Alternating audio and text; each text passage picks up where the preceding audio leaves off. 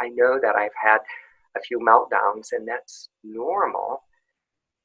And I need to have those meltdowns, and I need to find the safe space to do that. And so for me, that's been with my spouse, it's been with my God, it's been in the privacy of the shower where I've just lost it, or in the park.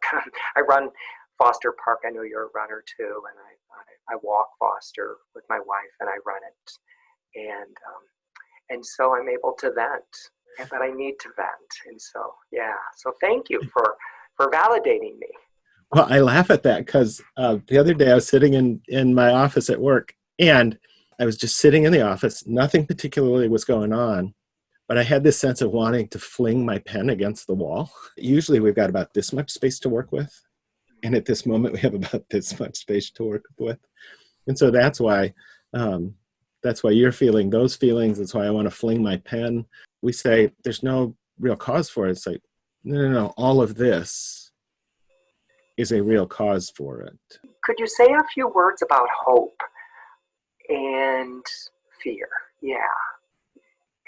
Just how do those two words dance? I was emailing this morning with a person who's not anywhere geographically close to me, but who just less than a month ago had to bury his wife, and to do it in this environment of only 10 people and live streaming a funeral, and all of those things are really hard. We fall into a trap of feeling an obligation for hope. So I'm feeling this fear, but I shouldn't. I'm feeling this fear, but I should be hopeful. And anytime hope becomes an obligation rather than opportunity, now it just feels like one more thing that we can't do. And it makes me afraid that I can't feel hope.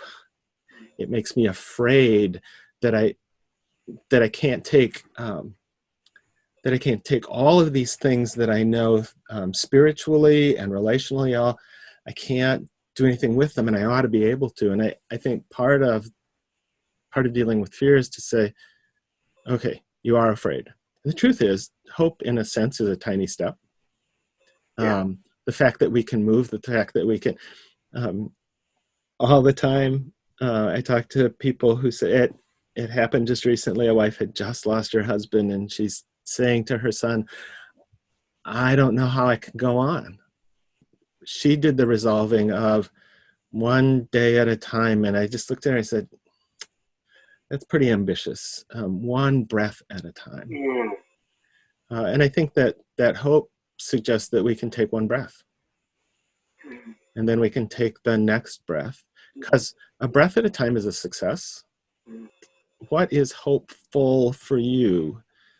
What is hope instilling for you? Thanks.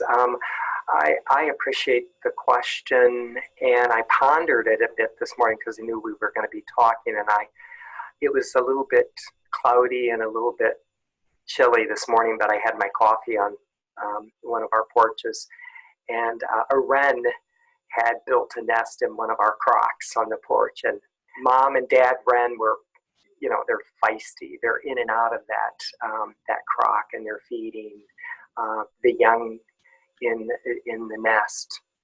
And I came out of my worried mind, and I savored a moment of peace and felt hope. Because the world is in crisis. But this morning, the wren did what the wren needed to do. And I found peace watching Mom and Dad tend to the young, as they've always done. And so when I come out of my head and just be present to what is within a God of the universe that, created a land of seasons and trees and beings, and I just noticed the nest.